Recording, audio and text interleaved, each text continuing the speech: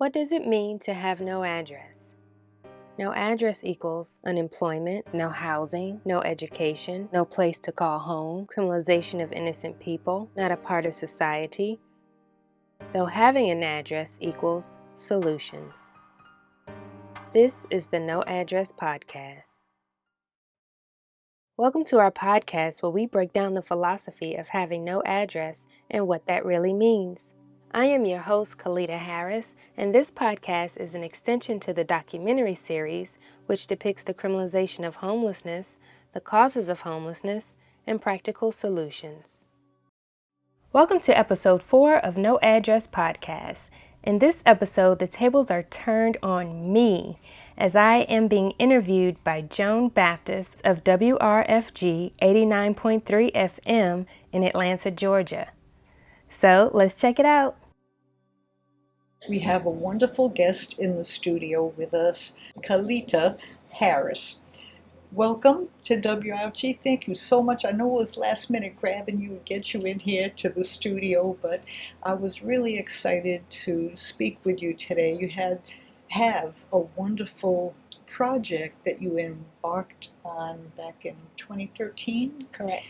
And it's dealing with the criminalization of the homeless, which is an issue here in Atlanta. It's an issue countrywide, I guess. Mm-hmm. So, but you're a young woman, and I'm just so happy when young people take something on like this and see the injustice going on and feel obligated, not just to feel bad about things, but to act on it and to do something about it.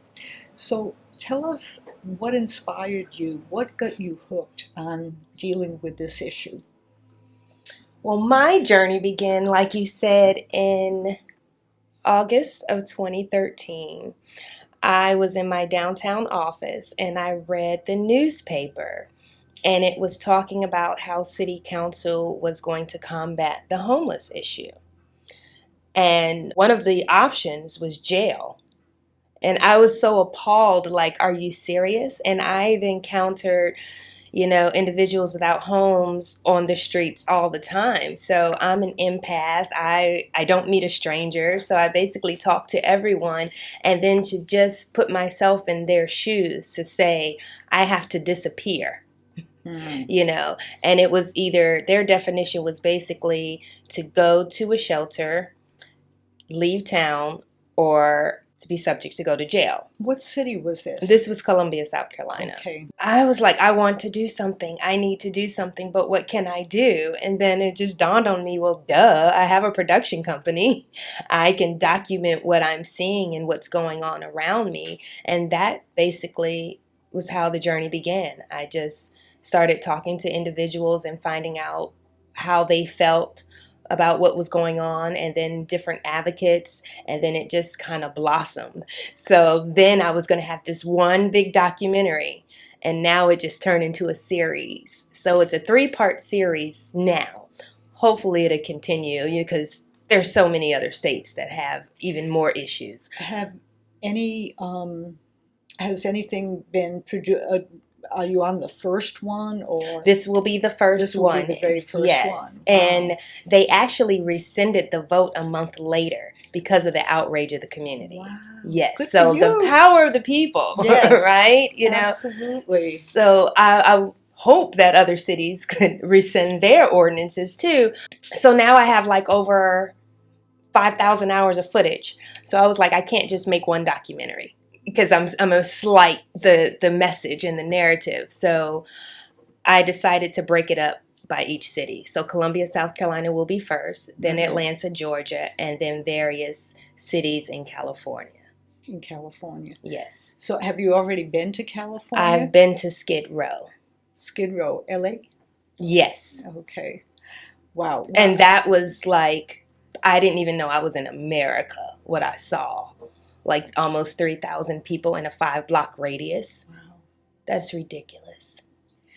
Well, what you started out talking about was a political decision on the part of a city council to resolve the homeless problem through jailing, moving, and what was the third one?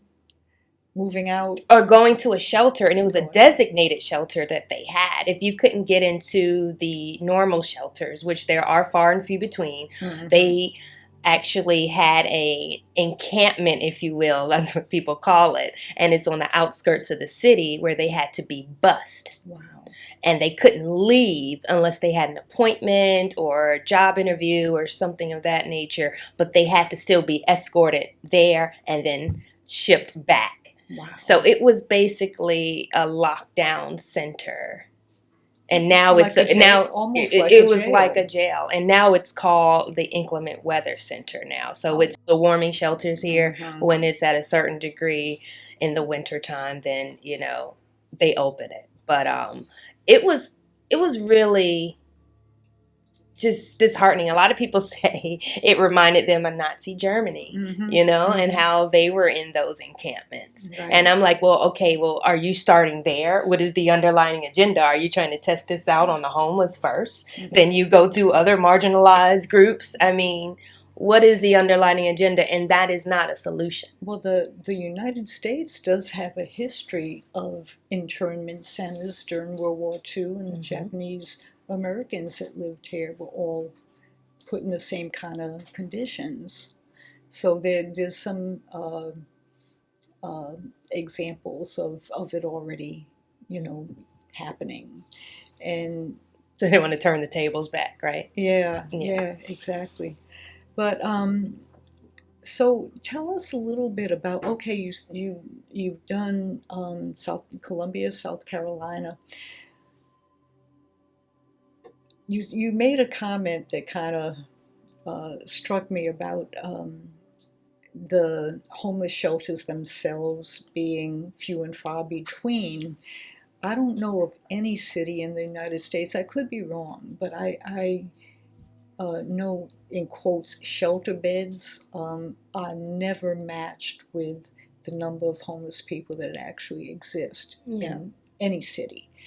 And when you do have a situation where people have access to a shelter, a lot of times they're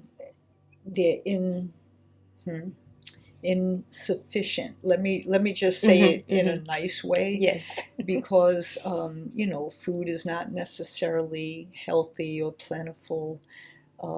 There's a lot of things that go on in shelters that it's good to have a roof over your head, but if it comes at a cost of your dignity, that's not good.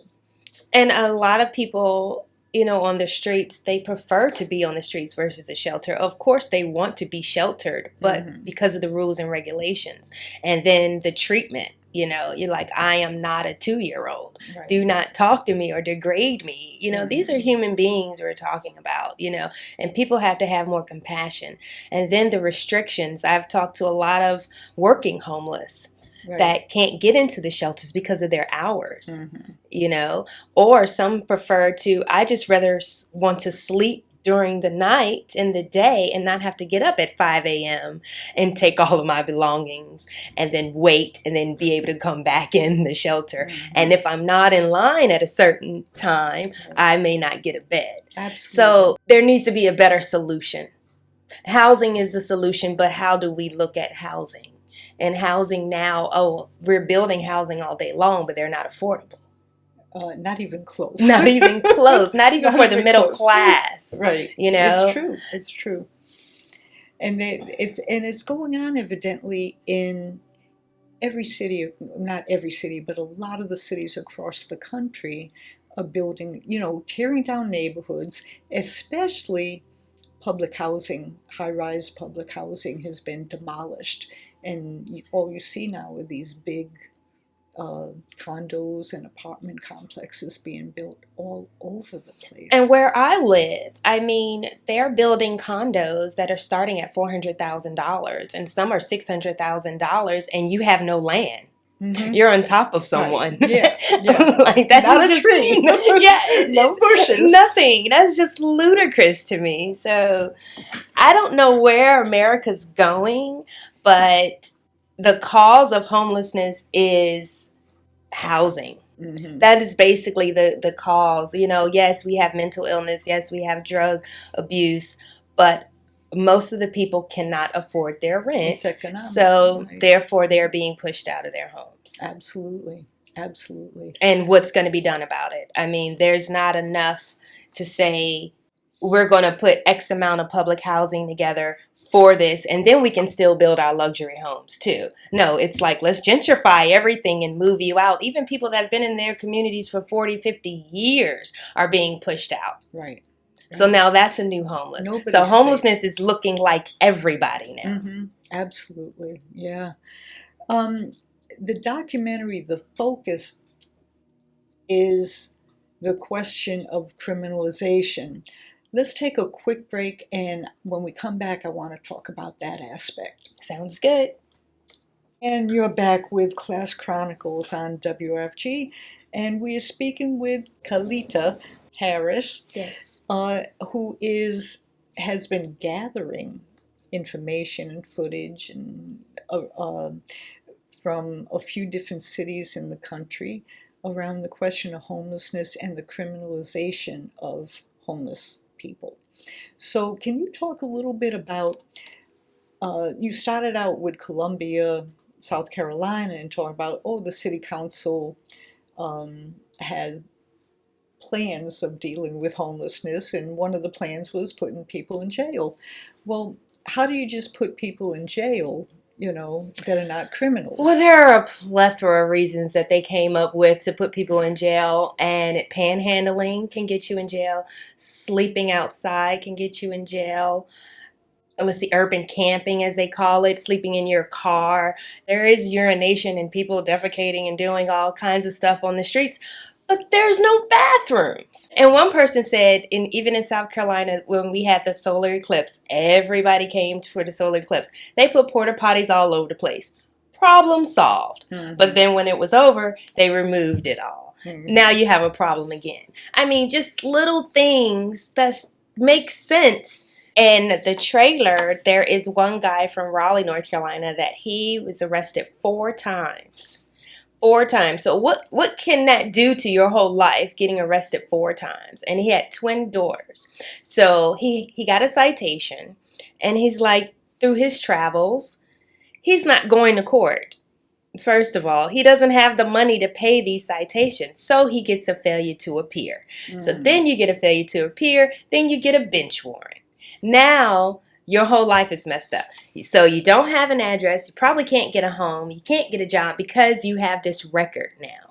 So it's just a domino effect that will mess up your life and keep you in the situation that you're in. Mm. So they have, like, everybody has their own ordinances, and it's just a mess right now. I mean, my brain is kind of going like 50 billion miles an hour, but a lot of cities have adopted the same thing. Some have more than others, but that's basically it. The panhandling, urban camping. They've even put spikes on benches and boulders and all of that just so people can't sit down. Well, what about the people that, like, especially at the transit stations? Yeah. What about people with disabilities or people that are just tired and want to sit down? You remove the benches so people can't sit. I mean, just to spite the homeless?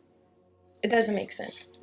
So we're not even talking about real solutions, how we're going to help the homeless. Right. We're going to say, how can we criminalize the homeless? Yeah. And then the privatization of institutions is a whole nother topic of why you want to put them in jail. Mm-hmm. Yeah, free labor. Yeah. And, new slavery. Yeah. Mm-hmm. Yeah. Well, that's definitely the direction things are going in. And anytime anything is privatized, the quality of whatever services provided or whatever goes down, and somebody's making huge profits off it. Exactly. And we've got to get back to being human beings and treating each other as human beings. Yes. And I mean, just today, it's a little thing, but I'm scared. I'm really scared about, I know how good people are. People like you, people like that are trying to do these wonderful things. That's why I wanted to get you on the radio and talk talk about it because we've got to reignite our humanity. Yes. We just absolutely have to. Today I was trying to cross the street right outside here, and this guy's coming barreling down the street and didn't even slow down. I'm an old lady, I can only move so fast, and the guy just went barreling down. And then I looked at him like, the heck? And he looks at me like, get the heck out of my way, I Wow. mean, we cannot allow all these influences that are trying to make us not like each other, be suspicious of each other, hate each other. We've got to fight that. We've got to combat that. And I'm in a platform where that is being more relevant to put out those type of images. Media can be a Yes. bad thing, Yes. but I want to be able to turn that around and bring back quality programming. And the moral of the story, back in my time, the 80s, is when we had really good quality television. And then it was about love. The message was about love. Now the message has just turned to hate. So we're just on the other side of the polarity. So I kind of want to just shift that paradigm back to, let's be compassionate. Let's love our neighbors. It's really simple. Just say hi, smile, look at someone in the eye. Thank you. It's not that hard. Absolutely. To feel. Absolutely. Well, doing this since 2013. Yes. Have you ever had to take a break because it's just too much? I did. I kind of was just tiptoeing around it when I started because I really didn't know what I was doing. I was just like, I just want to talk to the people. Then I said, okay, I'm going to build this documentary, but I need credible sources and information. So I need to have people that are privy, that are in the streets, that are working with the homeless, that are doing things. So that just I became an advocate. I started volunteering. I started getting in the trenches. And I'm like, there's no difference. Why are people afraid? And then along my journey in South Carolina, I lost 4 people to death. And that just kind of really, really just said, okay, I need to take a break. Yeah. I need to take a break. Then I started back in 2017 and I kind of just went hard. And I said, this has to come out. I'm sitting on it too long. It's time for the message to come out. Now you see with number 45, as some people call him, Wow. The president, number 45, how he came out with this, we just need to put everybody in a warehouse and just get rid of them off the streets with no practical solutions, So I said, now it's time. Yeah. It's time. And I really, really want this to educate the masses and the ignorance and what media has said and others have said about the homeless community. Granted, there are people that do things, but that's anybody. Let's not just put it on a category of homelessness, Thank you. Yeah. So this is really my goal, is to kind of just break down those stereotypes.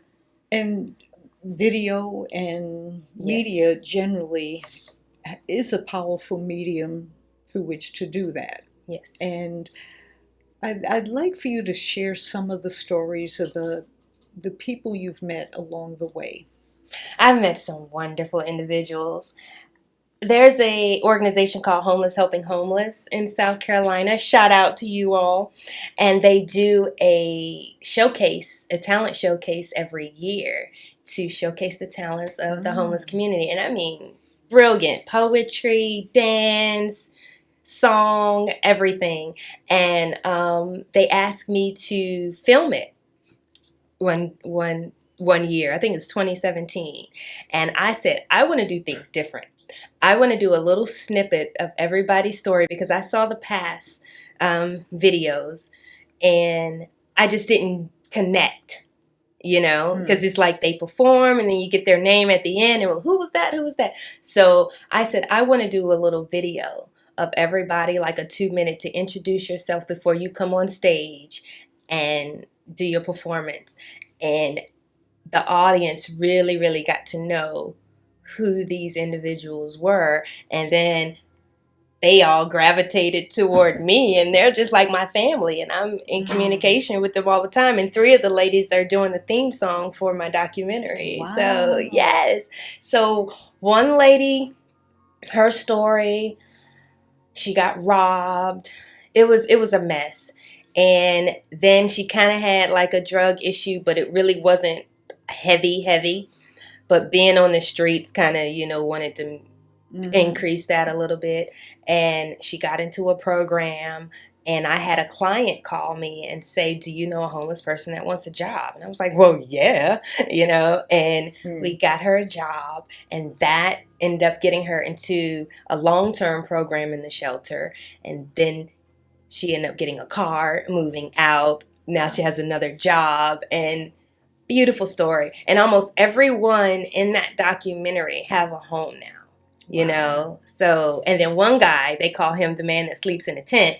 He had his brush-ins with the shelters as well, and he got fed up, and he was like, you know what, I'm a veteran, I have all these years of being in the military, I'm just going to build myself a tent in the woods, and I'm going to live there. And he was on the streets for 13 years. He's in a home now, but he had electricity. He had like a queen size mattress. Like, he was a total survivor nomad, So we have to stop and just talk to people. And a lot of people with their solutions is saying, just look at me.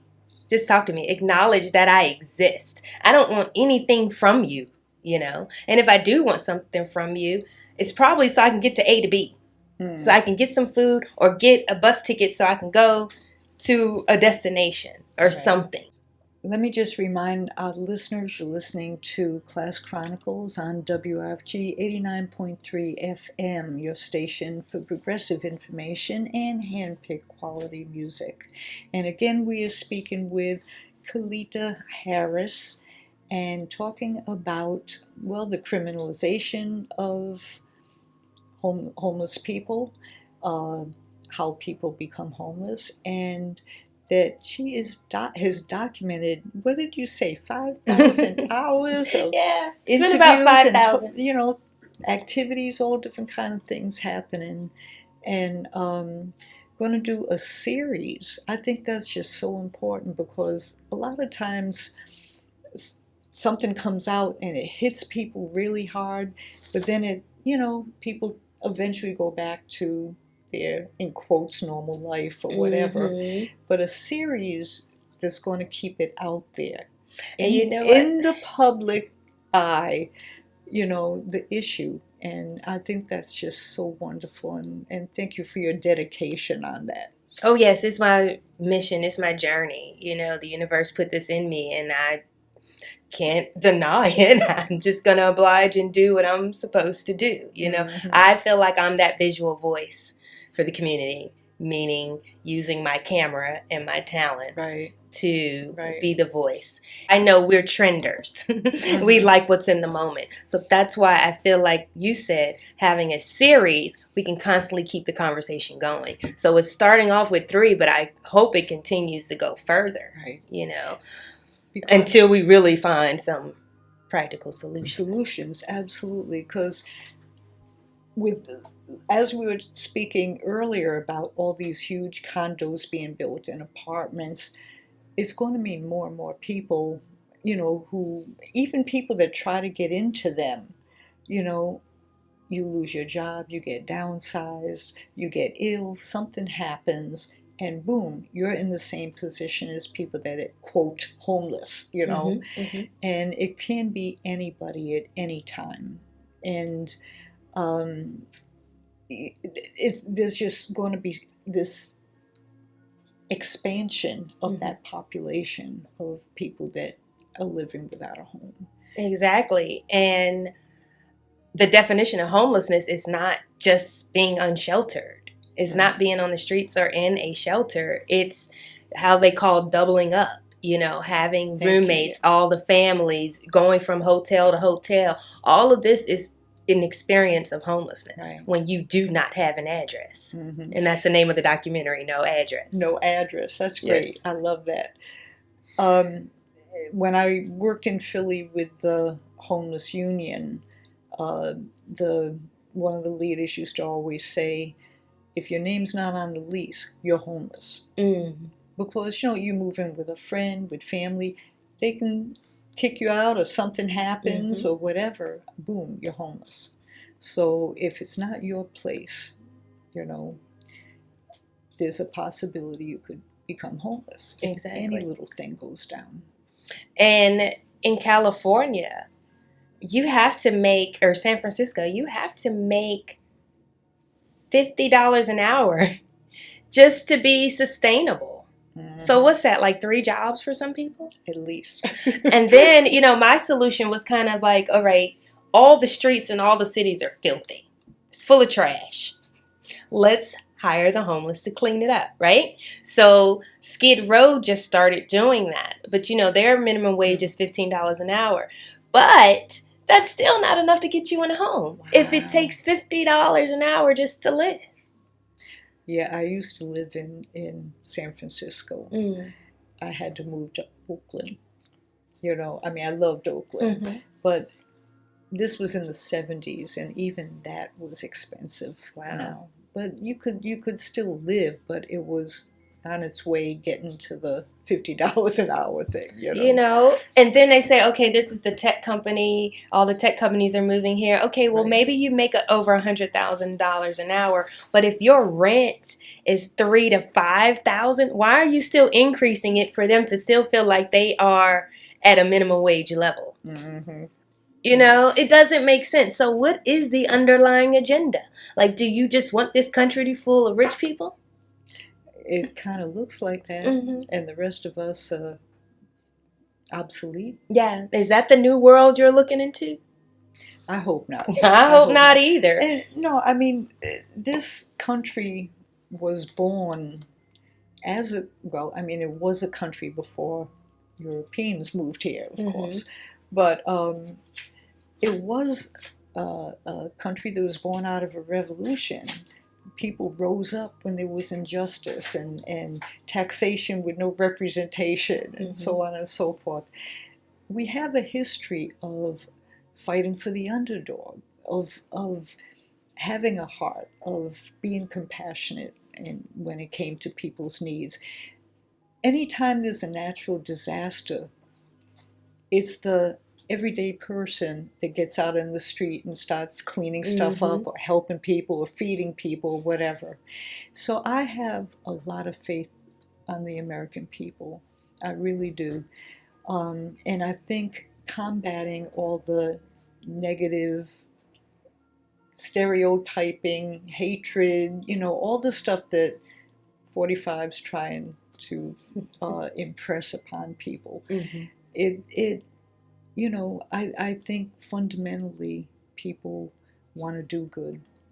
And I've seen it myself, over and over and over again in the different cities I've lived in, and coming across young people like you that are trying to not just tell a story, but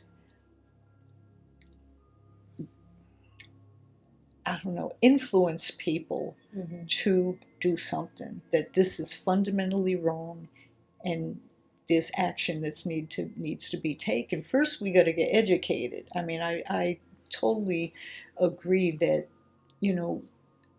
this kind of information is kept from us on purpose, because you can't look at a family who's living in a car with children and say, oh, they just love that. Right. And the stigma that goes with these children that still going to school and stuff, oh, that's a homeless kid. You cannot live in the richest country in the world and have a rationale that condones homelessness. So what you're doing is just so important. But when you went to Skid Row in LA, you said there's how many people living within a... It's about 2,000 to 3,000. Thousand. And this is America. Wow. And then 8 miles up the street is Rodeo Drive in Beverly Hills. Wow. Just the dichotomy was And I, And I know captured you both of that. Oh, captured you did. that. I totally did. All right, that's And I great. just can't believe that's like in your backyard. You have Hollywood. Oh, the glamour. And then you have people that are like on their deathbed Wow. in the streets.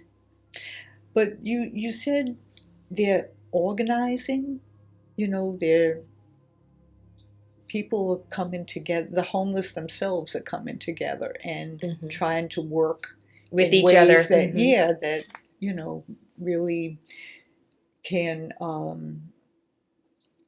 accommodate, a building a real community And who better to speak for homeless than the than the homeless. homeless, of Absolutely, course. Mm-hmm. absolutely. Mm-hmm. And even they spoke up so much in the city council meetings. And then they were threatened to be sued. So it was a lot of things that came into factor for them to say, okay, we probably need to rethink this. Wow. Yes. So I'm glad they woke up on that level. But unfortunately, a lot of other cities haven't. Mm-hmm. And they've been doing, I've learned that this has been going on since the 80s. Wow. Well, I know Santa Barbara, California, back in, I believe it was in the 80s, was one of the first cities to develop an anti-homeless ordinance where they made it illegal to sleep on a beach. Now, if anybody who lives on a coast, sometimes teenagers just get together and you go plan a night out, camping on the beach, have a little campfire, swim and all that. But it became illegal, because homeless people were sleeping on the beach. It was a different face. Yes. Mm-hmm. Yeah. So, but then I guess, I don't know if they spearheaded the effort or not, but a lot of cities began adopting. Have you researched any of the other cities? What's going on? What are these ordinances? And they're basically the same. they're all all of the them are same. basically the same. Panhandling. Mm-hmm. And, Mm-hmm. wow. Some just enforce it more than others. And then to give the cops some consolation, some of them do not want to do this. Law enforcement. There was one in South Carolina that was like, I don't want to do that. Wow. Why are you forcing us to lock people up for no reason? Wow. And then it's more of, well, we already had these laws like loitering and everything. We already had these, but we just want to enforce it more because of the face. Certain people. Yeah. But if we did that, we wouldn't be touched. The thing about criminalization is, as you were saying, some people who are homeless work. They have jobs. And if you get arrested, you get pulled in for standing too long in a certain area. You end up getting arrested, there goes your job. You don't show up for work, you get fired. So it's a spiraling effect. Or you can't get a job because you put your address as a shelter. Right. Yeah. Or you don't put an address down. And they're going to say, well, how are we going to contact you? How are we going to mail you anything? Right. So there's so many things, and I'm tired of people of telling the homeless, just go get a job. Yeah. Especially nowadays when people from college can't get a job. Right. So you're just going to, that's not, I guess it's just easier just to say something and to make you feel better so you don't have to deal with it. But if it was that easy, we wouldn't see an influx of homelessness now. Right. Young people graduating college that will never have a job in the field they just got educated and paid $100,000 to go to college to be in. And it's just so, it shows the deeper underpinning of the problems that we have in this country. So you better hope that you'd never, ever, ever, ever get in a situation like that, because you have other people that will keep bringing you down. When you hear about an ordinance in one city far away about, criminalizing homeless people, then it begins happening in your own city and stuff. So I think they just get together and talk and I mean, that's one thing. We don't get together enough and talk. We Right. have to develop the communities and everything that can do that. But, you know, they definitely are sharing all these ways and means of, in quotes, dealing with the homeless. We're going to take another quick break and we'll be right back. And you are back with Class Chronicles. Over the years, you've seen some of the media, the stereotyping has kind of adjusted over the years. I've seen people, from abusive situations having to get out, a paycheck away, a natural disaster. There's so many different reasons now. And homelessness always existed. It's just we're seeing it more.